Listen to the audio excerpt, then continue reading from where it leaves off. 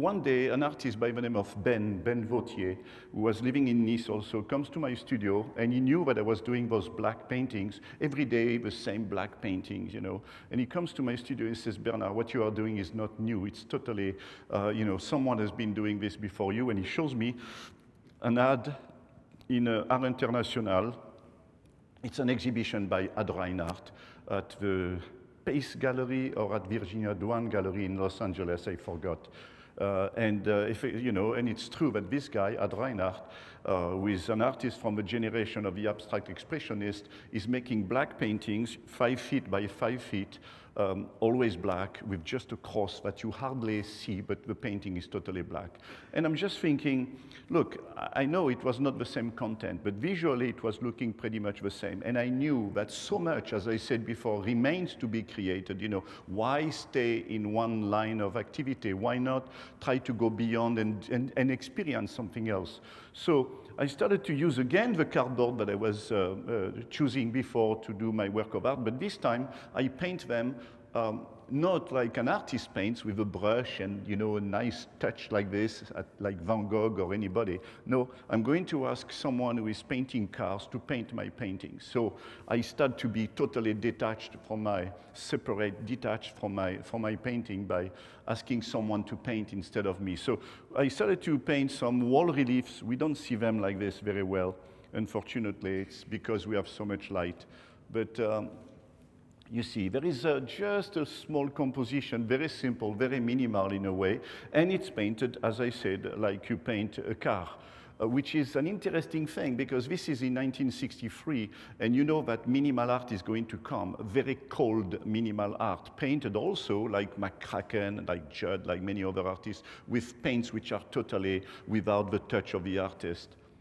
But of course, this is still, you see, there is still a composition. And I'm happy at that time, but one day I go to New York in 1966, and this is again the cardboard in an exhibition. Yes, so I go to New York in 1966, and I visit the Whitney Museum. And there I get a big shock, because I see for the first time in my life an exhibition of minimal art with, you know, Sol Lewitt, Robert Morris, Carl André, Flavin, Donald Judd, all those guys, you know, who were extremely radical. You know, what I loved to do was exactly what they were doing, but they were doing it in a much more radical way than me. No composition, no intuitive composition. I was talking about it before, and look, the intuitive composition is there. You see, one day I decided to do it like this, the day after it could be a little bit different. No, with them it was a totally radically new ways to do art. So I decided to stop that and to do something which was going to be more industrial also. I called the cardboard painting industrial paintings. And one thing I forgot to tell you is that those paintings, originally I could paint one red, but if someone acquires it, after a while, if there is a little thing that has been damaged or something, it has to be repainted in a different color. In other words, if I made my cardboard red, as you saw now, the collector, could paint it green or blue or yellow, the color that he wants, as long as it's being done, you know, in a very clean way, like you paint a car. So I was calling that industrial painting. Very important to remember that, because now I'm doing an industrial product as a sculpture. I'm trying to be as radical as those artists of minimal art. And I'm doing tubes like this for a while, but a very short time, because at that time I didn't have the money to make them big. The one you saw now were only big like this early on. Later on, I made them big when I started to be able to afford to do that. So one day, that's a very important historical thing in my life. I'm invited to an exhibition in Céret, a museum where actually Picasso and Braque were painting early on their cubist hermetic during the hermetic period. I'm invited to participate to an exhibition of international art there, and they say to me, Bernard, you have to show us the most radical thing that you are doing. So I was very embarrassed, because my sculptures, the biggest, were big like this, you know, like tubes cut like this.